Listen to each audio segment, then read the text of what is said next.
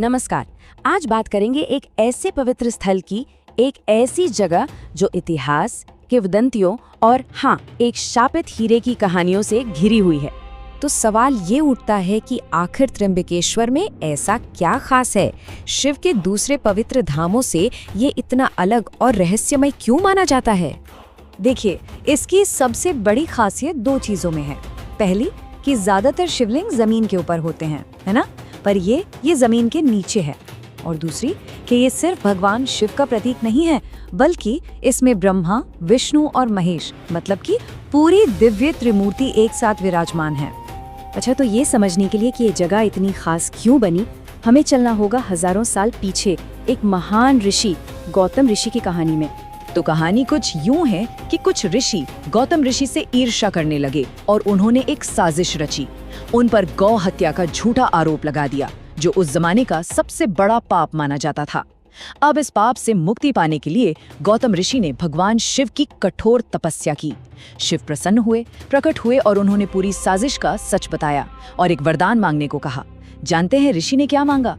उन्होंने सूखाग्रस्त जमीन के लिए पवित्र गंगा नदी को धरती पर लाने का अनुरोध किया। तो माँ गंगा गोदावरी नदी के रूप में प्रकट होने के लिए तैयार हो गई, लेकिन एक शर्त पर कि शिव भी वहां निवास करेंगे। और बस इसी तरह यहाँ ज्योतिर्लिंग का प्राकट्य हुआ। तो देखिए, यही वो कहानी है जो बताती है कि ये जगह इतनी पवित्र क्यों है। अब बात करते हैं खुद मंदिर की। इसकी कहानी भी किसी नाटक से कम नहीं है। एक कहानी जिसमें विनाश भी है और फिर राख से उठ खड़े होने का जज्बा भी। देखिए, 1690 में औरंगजेब की सेना ने इस मंदिर को पूरी तरह नष्ट कर दिया था। लेकिन फिर आया 18वीं सदी का दौर, जब मराठों ने इस क्षेत्र को वापस हासिल किया और फिर तीसरे पेशवा नाना साहिब ने इसका भव्य पुनर्निर्माण करवाया। एक ऐसा काम जिसे पूरा होने में सोचिए पूरे 31 साल लगे। पेशवा की भक्ति का अंदाजा इसी बात से लगाया जा सकता है कि उन्होंने इस विशाल काम के लिए उस जमाने में 16 लाख रुपए खर्च किए, जो आज के हिसाब से सैकड़ों करोड़ रुपए बनते हैं। सिर्फ यही नहीं, उन्होंने कई बेशकीमती रत्न भी दान किए हैं और उन्हीं में शामिल था एक ऐसा हीरा जिसका इतिहास बहुत ही काला और शापित रहा है। तो चलिए अब आते हैं कहानी के सबसे दिलचस्प और शायद सबसे डरावने हिस्से पर, उस शापित नासक हीरे की कहानी पर।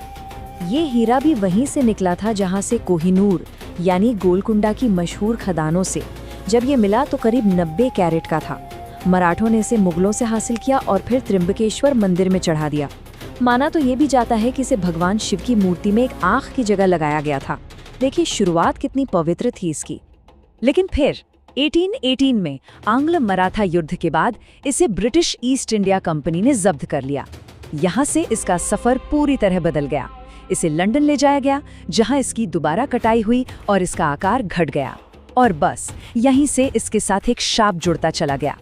ये जिसके भी पास गया वहाँ बस दुर्भाग्य ही लाया। देखिए, लंदन में कटाई के बाद ये हीरा अपने असली वजन का आधे से भी कम, सिर्फ 43 कैरेट का रह गया।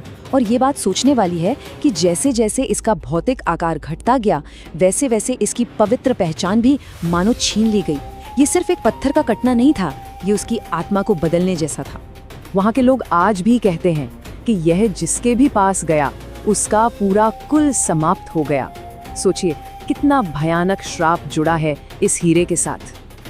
अच्छा, उस शापित हीरे की कहानी से वापस मंदिर के अंदर चलते हैं, गर्भगृह की ओर।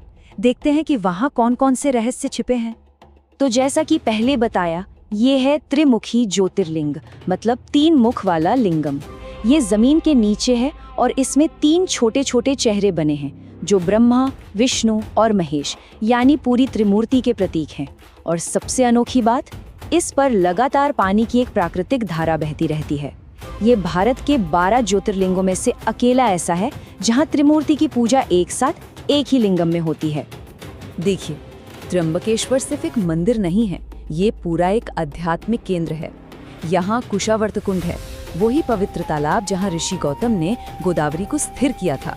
यहीं पर वो गुप्त गुफा भी है, जहाँ कहा जाता है कि ऋषि ने ध्यान लगाया था। हालांकि वहाँ आम लोगों का जाना मना है। और हाँ, यहाँ कुछ बहुत ही खास पूजाएं भी होती हैं, जैसे काल सर्प दोष पूजा और नारायण बलि पूजा, जिन्हें बहुत शक्तिशाली माना जाता है। और अब चलते हैं एक आखिरी लेकिन बहुत ही गहरे सवाल की तरफ, एक दिलचस्प विरोधाभास की ओर।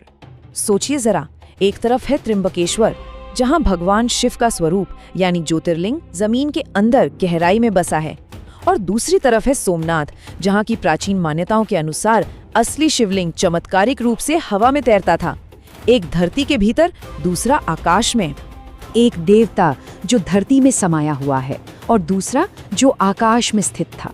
तो क्या ये सिर्फ एक संयोग है या फिर ये ईश्वर के असीम और रहस्यमयी स्वरूप को समझने का एक इशारा है? ये एक ऐसा सवाल है जो हमें सोचने पर मजबूर कर देता है।